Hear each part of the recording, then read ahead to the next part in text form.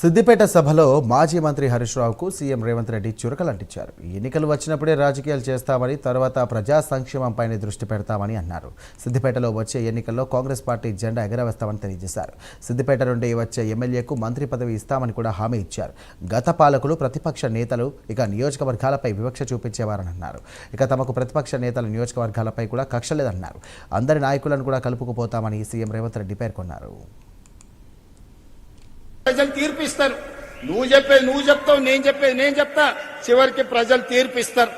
2014, 2018 కూడా మేము పోటీ పడ్డాం. ఆనాడు మీకు ఇచ్చిన అధికారం.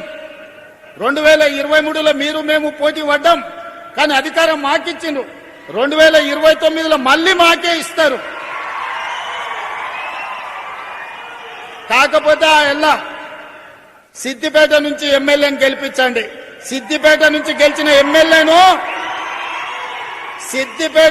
గెలిపించిన ఎమ్మెల్యేను మా పెద్దలు దామోదర్ రాజనరసింహ గారు, మా వివేక్ వెంకటస్వామి గారు మంత్రిని చేయించే బాధ్యత వాళ్ళిద్దరు తీసుకుంటారు.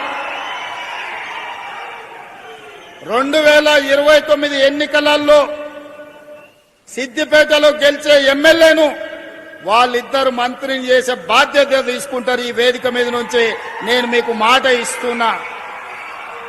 ఈ ప్రాంతంలో 1984 నుంచి 2029 వరకు ఒకే కుటుంబం ప్రజలలో ఉన్నారు. ఇతరులకు ఒక అవకాశం ఇవ్వండి అని నేను అడుగుతున్నా. చూడండి, మార్పు చేసి చూడండి, మంచి జరుగుద్దో లేదో చూడండి. అందుకే ఈ ప్రాంత ప్రజలు చైతన్యవంతులు. ఈ ప్రాంత ప్రజలు విచక్షణతో ఆలోచన చేయండి. ఈ ప్రాంతాన్ని అభివృద్ధి చేసే బాధ్యత మా ప్రభుత్వం తీసుకుంటది. ఇవాళ కూడా నేను చెప్తున్నా, మళ్ళా 29లో వస్తాం, సిద్దిపేటలో సమావేశం పెడతాం. సిద్దిపేట నుంచి గెలిచిన మంత్రిని చేసి ఈ ప్రాంత అభివృద్ధికి అవసరమైన నిధులు ఇస్తాం. ఆ నిధులలో మా వాట మేం తెచ్చుకుంటాం. మోడీ గారిని అడిగేది ఉంటాం, మోడీ గారిని అడుగుతాం.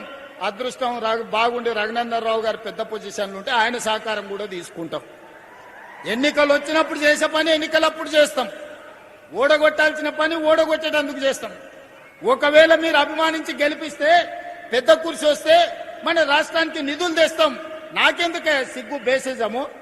నేను రైతు పిల్లగాని ఊరు నుంచి వచ్చిన, కష్టపడి వచ్చిన. వ్యవసాయం అంటే తెలుసు. ఏ చెట్టుకి ఏ పురుగు పడుతుంది, ఏ పురుగు పడితే ఏ మందు కొట్టాలనో తెలిసినోని. తెలియకుండానే ఇంత దూరం వచ్చినా. ఏ చెట్టుకి ఏ పురుగు పట్టినా పురుగును వదిలిచ్చే తెలివితేటలు మీరిచ్చిండ్రు, దేవుడు ఆశీర్వదించిండ్రు. ఏ దానికి కూడా ఎవరు వెనక ముందు ఆలోచన చెయ్యకండి. ఈ ప్రాంతాన్ని అభివృద్ధి చేసుకుందాం. మా అధికారులకు సూచన చేస్తున్నా,